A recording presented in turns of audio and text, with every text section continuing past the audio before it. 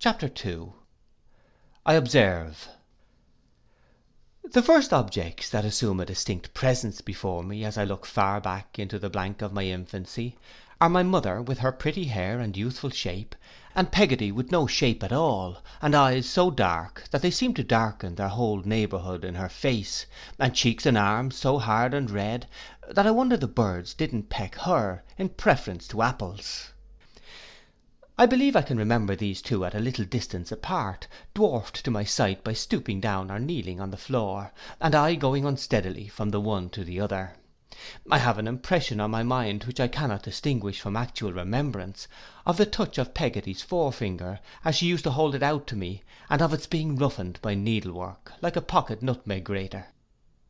This may be fancy, though I think the memory of most of us can go farther back into such times than many of us suppose. Just as I believe the power of observation in numbers of very young children to be quite wonderful for its closeness and accuracy. Indeed, I think that most grown men who are remarkable in this respect, may with greater propriety be said not to have lost the faculty, than to have acquired it, the rather as I generally observe such men to retain a certain freshness, and gentleness, and capacity of being pleased, which are also an inheritance they have preserved from their childhood.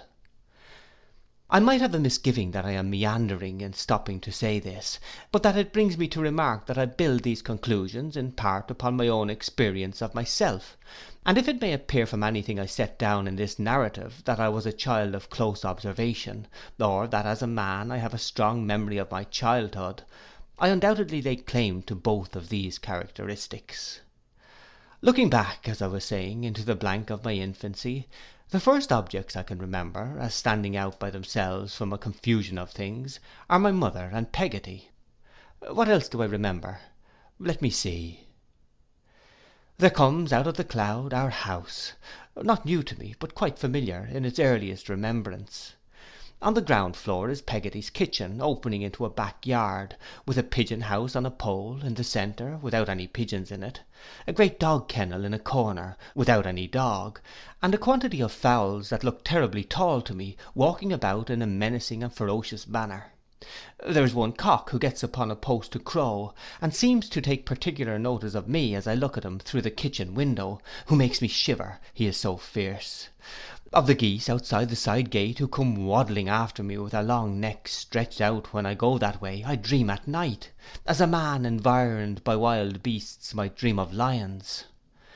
Here is a long passage, what an enormous perspective I make of it, leading from Peggotty's kitchen to the front door.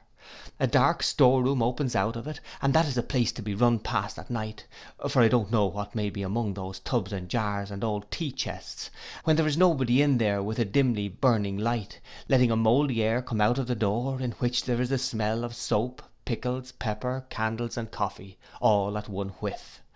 Then there are the two parlours, the parlour in which we sit of an evening, my mother and I and Peggotty, for Peggotty is quite our companion, when her work is done and we are alone, and the best parlour, where we sit on a Sunday, grandly, but not so comfortably.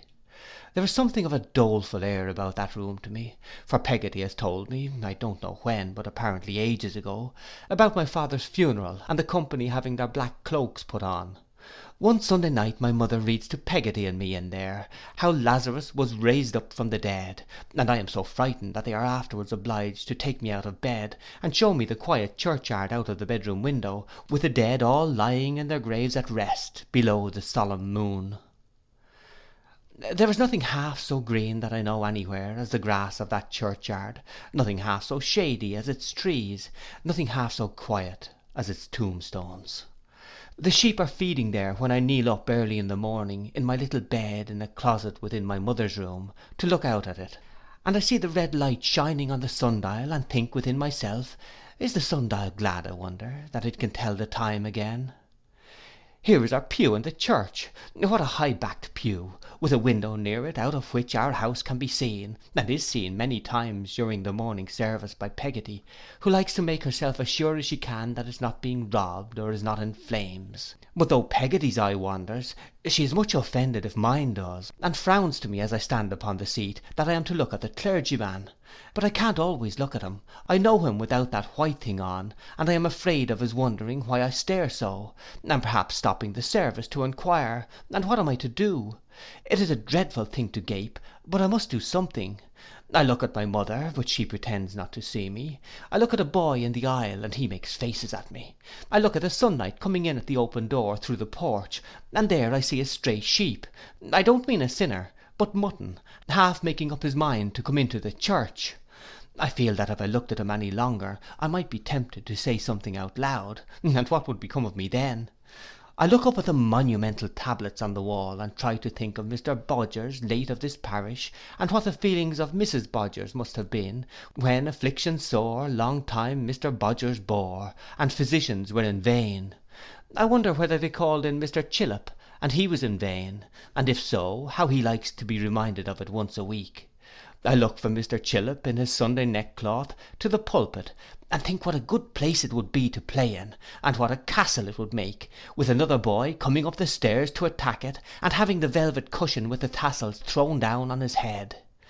In time my eyes gradually shut up, and from seeming to hear the clergyman singing a drowsy song in the heat, I hear nothing until I fall off the seat with a crash, and am taken out more dead than alive by Peggotty. And now I see the outside of our house, with the latticed bedroom window standing open to let in the sweet smelling air, and the ragged old rook's nest still dangling in the elm trees at the bottom of the front garden.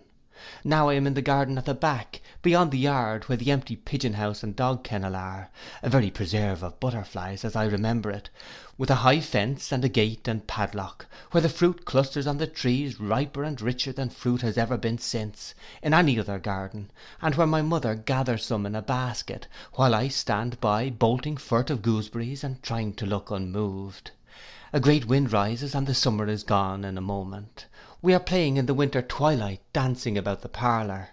When my mother is out of breath and rests herself in an elbow chair, I watch her winding her bright curls round her fingers, and straightening her waist, and nobody knows better than I do that she likes to look so well, and is proud of being so pretty. That is among my very earliest impressions. That, and a sense that we were both a little afraid of Peggotty, and submitted ourselves in most things to her direction, were among the first opinions, if they may be so called, that I ever derived from what I saw. Peggotty and I were sitting one night by the parlour fire, alone. I had been reading to Peggotty about crocodiles. I must have read very perspicuously, or the poor soul must have been deeply interested, for I remember she had a cloudy impression after I had done that they were a sort of vegetable. I was tired of reading, and dead sleepy, but having leave as a high treat to sit up till my mother came home from spending the evening at a neighbour's, I would rather have died upon my post, of course, than have gone to bed. I had reached that stage of sleepiness when Peggotty seemed to swell and grow immensely large. I propped my eyelids open with my 2 forefingers, and looked perseveringly at her as she sat at work, at the little bit of wax candle she kept for her thread, how old it looked, being so wrinkled in all directions, at the little house with a thatched roof, where the yard measure lived, at her work-box with a sliding lid, with a view of St. Paul's Cathedral, with a pink dome, painted on the top, at the brass thimble on her fingers, at herself, whom I thought lovely. I felt so sleepy that I knew if I lost sight of anything for a moment, I was gone. "Peggotty," says I suddenly, "were you ever married?" "Lord, Master Davy," replied Peggotty, "what's put marriage in your head?"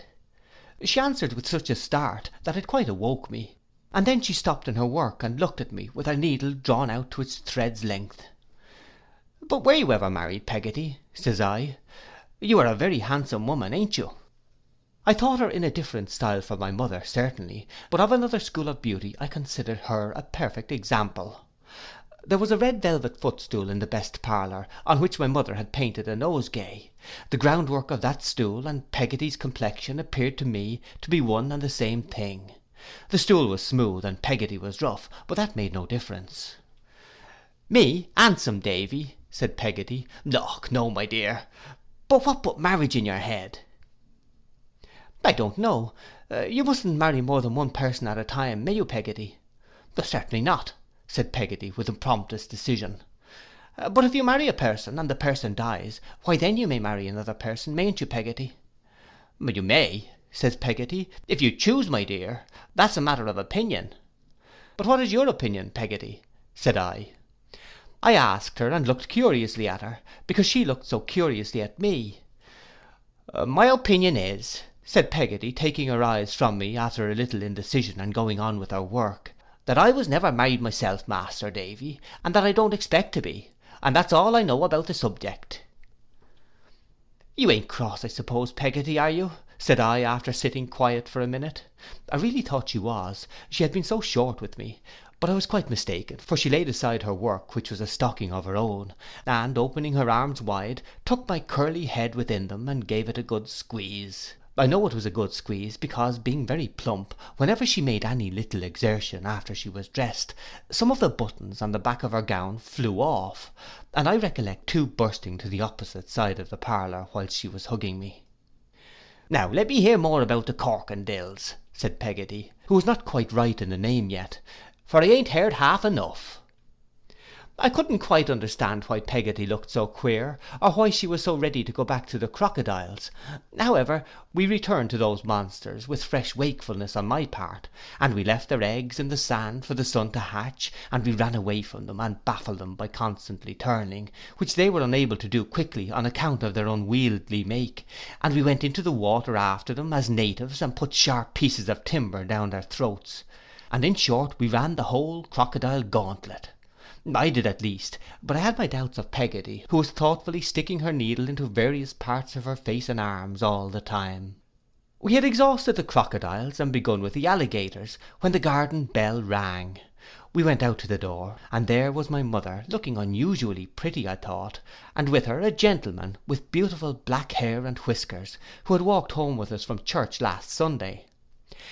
As my mother stooped down on the threshold to take me in her arms and kiss me, the gentleman said I was a more highly privileged little fellow than a monarch, or something like that, for my later understanding comes, I am sensible, to my aid here. What does that mean? I asked him over her shoulder. He patted me on the head, but somehow I didn't like him or his deep voice, and I was jealous that his hand should touch my mother's in touching me, which it did.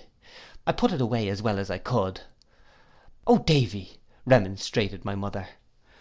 "Dear boy," said the gentleman, "I cannot wonder at his devotion." I never saw such a beautiful colour on my mother's face before. She gently chid me for being rude, and, keeping me close to her shawl, turned to thank the gentleman for taking so much trouble as to bring her home. She put out her hand to him as she spoke, and, as he met it with her own, she glanced, I thought, at me. "Let us say good night, my fine boy," said the gentleman. When he had bent his head, I saw him, over my mother's little glove. "Good night," said I. "Come, let us be the best friends in the world," said the gentleman, laughing. "Shake hands." My right hand was in my mother's left, so I gave him the other. "Why, that's the wrong hand, Davy," laughed the gentleman. My mother drew my right hand forward, but I was resolved for my former reason not to give it to him, and I did not. I gave him the other, and he shook it heartily, and said I was a brave fellow, and went away. At this minute I see him turn round in the garden, and give us a last look, with his ill-omened black eyes, before the door was shut. Peggotty, who had not said a word or moved a finger, secured the fastenings instantly, and we all went into the parlour. My mother, contrary to her usual habit, instead of coming to the elbow chair by the fire, remained at the other end of the room, and sat singing to herself. "Hope you had a pleasant evening, ma'am," said Peggotty, standing as stiff as a barrel in the centre of the room, with a candlestick in her hand. "Much obliged to you, Peggotty," returned my mother in a cheerful voice. "I have had a very pleasant evening." "A stranger or so makes an agreeable change," suggested Peggotty. "A very agreeable change indeed," returned my mother. Peggotty continuing to stand motionless in the middle of the room, and my mother resuming her singing, I fell asleep, though I was not so sound asleep but that I could hear voices, without hearing what they said. When I half awoke from this uncomfortable doze, I found Peggotty and my mother both in tears, and both talking. "Not such a one as this, Mr. Copperfield wouldn't have liked," said Peggotty. "That I say, and that I swear." "Good heavens," cried my mother, "you'll drive me mad. Was ever any poor girl so ill used by her servant as I am? Why do I do myself the injustice of calling myself a girl? Have I never been married, Peggotty?" God knows you have, ma'am, returned Peggotty. Then how can you dare, said my mother, you know I don't mean how can you dare, Peggotty, but how can you have the heart to make me so uncomfortable, and say such bitter things to me, when you are well aware that I haven't out of this place a single friend to turn to. The more's the reason, returned Peggotty, for saying that it won't do. No, that it won't do. No price would make it do, no. I thought Peggotty would have thrown the candlestick away, she was so emphatic with it. How can you be so aggravating, said my mother, shedding more tears than before, as to talk in such an unjust manner? How can you go on as if it was all settled and arranged, Peggotty, when I tell you over and over again, you cruel thing, that beyond the commonest civilities nothing has passed? You talk of admiration, but what am I to do if people are so silly as to indulge the sentiment?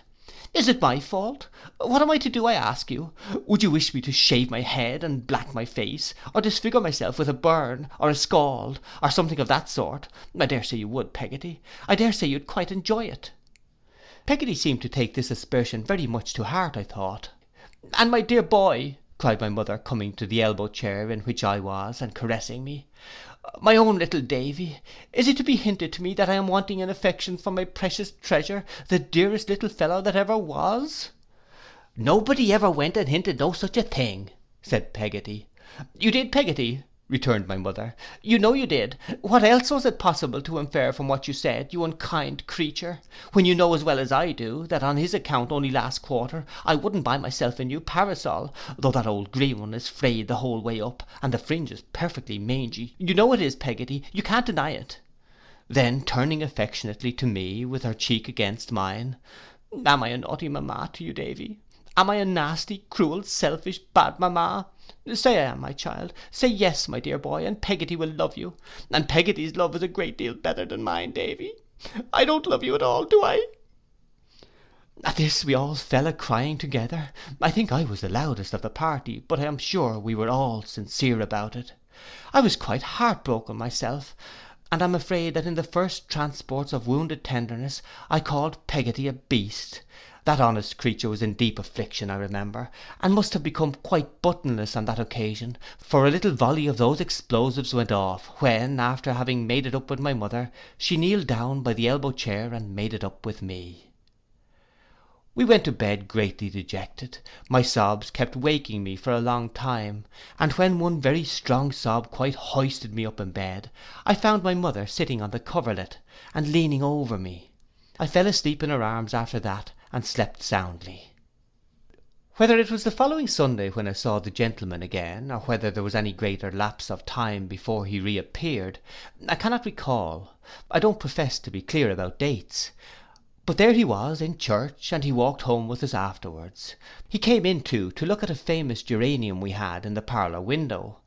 It did not appear to me that he took much notice of it, but before he went he asked my mother to give him a bit of the blossom. She begged him to choose it for himself, but he refused to do that. I could not understand why, so she plucked it for him, and gave it into his hand. He said he would never part with it any more, and I thought he must have been quite a fool not to know that it would fall to pieces in a day or two. Peggotty began to be less with us of an evening than she had always been. My mother deferred to her very much more than usual, it occurred to me, and we were all three excellent friends. Still we were different from what we used to be, and we were not so comfortable among ourselves. Sometimes I fancy that Peggotty perhaps objected to my mother's wearing all the pretty dresses she had in her drawers, or to her going so often to visit at that neighbour's, but I couldn't to my satisfaction make out how it was. Gradually I became used to seeing the gentleman with the black whiskers. I liked him no better than at first, and had the same uneasy jealousy of him. But if I had any reason for it beyond a child's instinctive dislike, and a general idea that Peggotty and I could make much of my mother without any help, it certainly was not the reason that I might have found if I had been older. No such thing came into my mind, or near it. I could observe in little pieces as it were, but as to making a net of the number of these pieces, and catching anybody in it, that was as yet beyond me.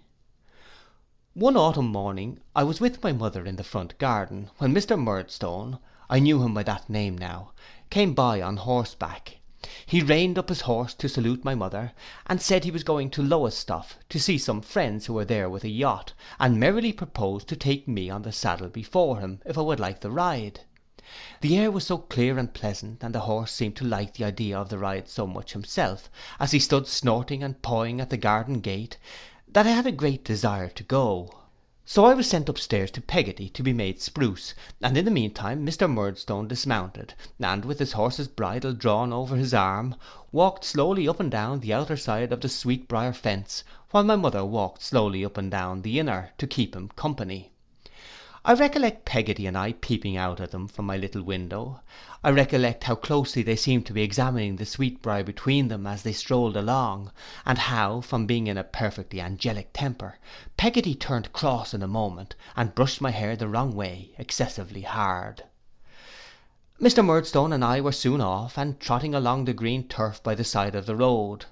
He held me quite easily with one arm, and I don't think I was restless usually, but I could not make up my mind to sit in front of him without turning my head sometimes, and looking up in his face.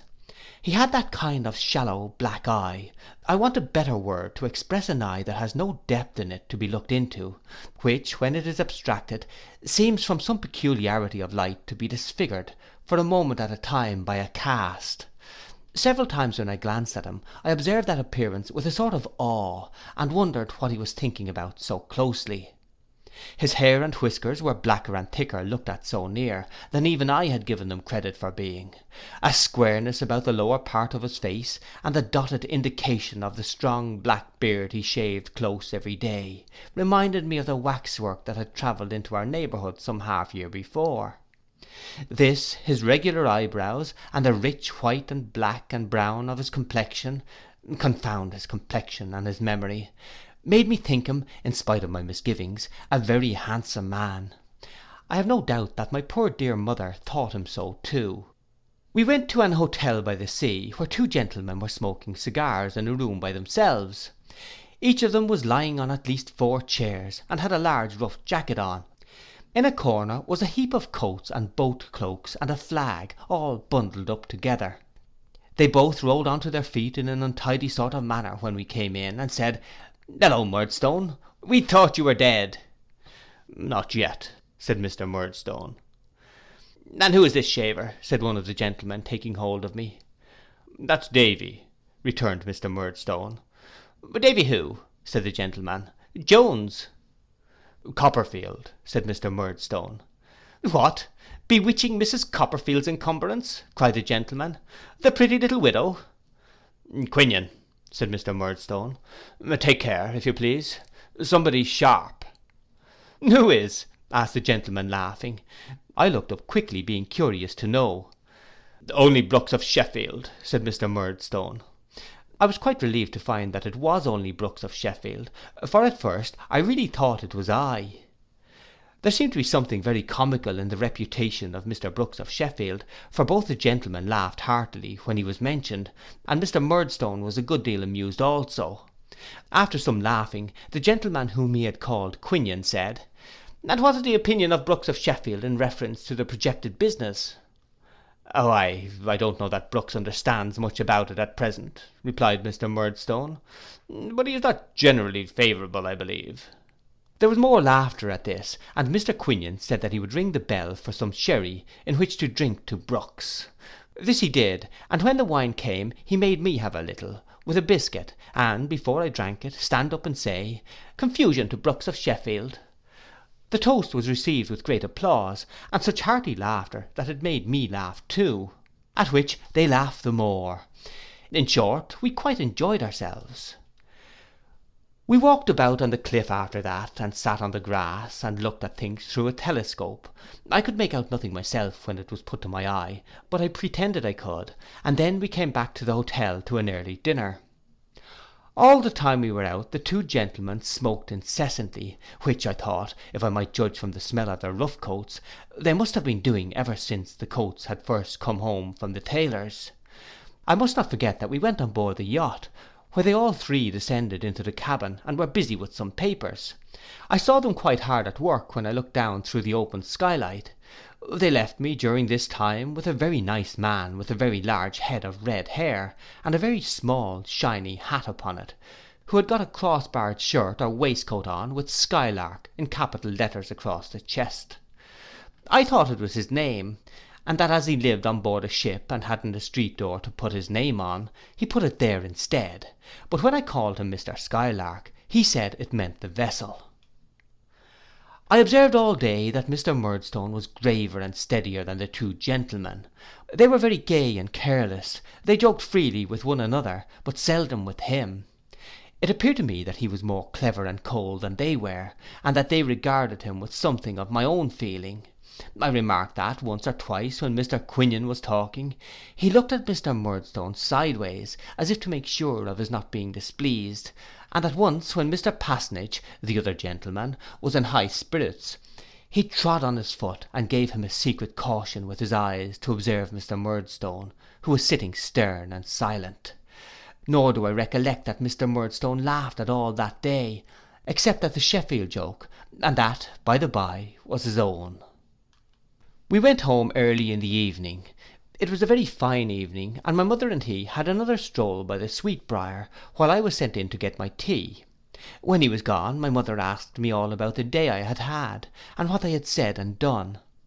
I mentioned what they had said about her, and she laughed, and told me they were impudent fellows who talked nonsense, but I knew it pleased her. I knew it quite as well as I know now. I took the opportunity of asking if she was at all acquainted with Mr. Brooks of Sheffield, but she answered no, only she supposed he must be a manufacturer in the knife and fork way.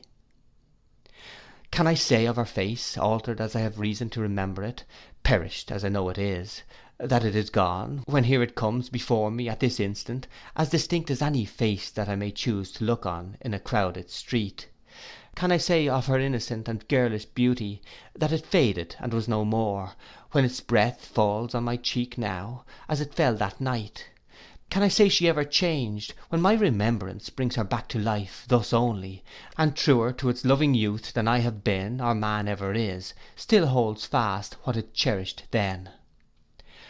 I write of her just as she was when I had gone to bed after this talk, and she came to bid me good night. She kneeled down playfully by the side of the bed, and laying her chin upon her hands and laughing, said, "What was it they said, Davy? Tell me again. I can't believe it." "Bewitching," I began. My mother put her hands upon my lips to stop me. "It was never bewitching," she said, laughing. "It could never have been bewitching. Davy, now I know it wasn't." "Yes, it was, bewitching Mrs. Copperfield," I repeated stoutly, "and pretty." No, it was never pretty, not pretty," interposed my mother, laying her fingers on my lips again. "Yes, it was, pretty little widow." "What foolish impudent creatures," cried my mother, laughing and covering her face. "What ridiculous men, ain't they, Davy dear?" "Well, ma." "Don't tell Peggotty, she might be angry with them. I am dreadfully angry with them myself, but I would rather Peggotty didn't know." I promised, of course, and we kissed one another over and over again, and I soon fell fast asleep. It seems to me, at this distance of time, as if it were the next day, when Peggotty broached the striking and adventurous proposition I am about to mention, but it was probably about 2 months afterwards. We were sitting as before one evening, when my mother was out as before, in company with the stocking and yard measure, and the bit of wax, and the box with St. Paul's on the lid, and the crocodile book, when Peggotty, after looking at me several times, and opening her mouth as if she were going to speak, without doing it, which I thought was merely gaping, or I should have been rather alarmed, said coaxingly, "Master Davy, how would you like to go along with me, and spend a fortnight at my brother's at Yarmouth? Wouldn't that be a treat?" "Is your brother an agreeable man, Peggotty?" I inquired provisionally. "Oh, what an agreeable man he is," cried Peggotty, holding up her hands. "Then there's the sea, and the boats and ships, and the fishermen, and the beach, and Ham to play with." Peggotty meant her nephew Ham, mentioned in my first chapter, but she spoke of him as a morsel of English grammar. I was flushed by her summary of delights, and replied that it would indeed be a treat, but what would my mother say? "Why, then I'll as good as bet a guinea," said Peggotty, intent upon my face, "that she'll let us go. I'll ask her, if you like, as soon as ever she comes home. There now." But what's she to do while we're away? Said I, putting my small elbows on the table to argue the point. She can't live by herself. If Peggotty were looking for a hole all of a sudden in the heel of that stocking, it must have been a very little one indeed, and not worth darning. I say, Peggotty, she can't live by herself, you know. Oh, bless you, said Peggotty, looking at me again at last. Don't you know, she's going to stay for a fortnight with Mrs. Graper. Mrs. Graper's going to have a lot of company. Oh, if that was it, I was quite ready to go. I waited in the utmost impatience until my mother came home from Mrs. Graper's, for it was that identical neighbour, to ascertain if we could get leave to carry out this great idea. Without being nearly so much surprised as I had expected, my mother entered into it regularly, and it was all arranged that night, and my board and lodging during the visit were to be paid for. The day soon came for our going. It was such an early day that it came soon, even to me, who was in a fever of expectation, and half afraid that an earthquake, or a fiery mountain, or some other great convulsion of nature, might interpose to stop the expedition. We were to go in a carrier's cart, which departed in the morning after breakfast. I would have given any money to have been allowed to wrap myself up overnight, and sleep in my hat and boots. It touches me nearly now, although I tell it lightly, to recollect how eager I was to leave my happy home, to think how little I suspected what I did leave for ever. I am glad to recollect that when the carrier's cart was at the gate, and my mother stood there kissing me, a grateful fondness for her and for the old place I had never turned my back on before, made me cry. I am glad to know that my mother cried too, and that I felt her heart beat against mine. I am glad to recollect that when the carrier began to move, my mother ran out at the gate, and called him to stop, that she might kiss me once more. I am glad to dwell upon the earnestness and love with which she lifted up her face to mine, and did so. As we left her standing in the road, Mr. Murdstone came up to where she was, and seemed to expostulate with her for being so moved. I was looking back round the awning of the cart, and wondered what business it was of his. Peggotty, who was also looking back on the other side, seemed anything but satisfied, as the face she brought back in the cart denoted. I sat looking at Peggotty for some time, in a reverie on this supposititious case, whether, if she were employed to lose me like the boy in the fairy tale, I should be able to track my way home again by the buttons she would shed.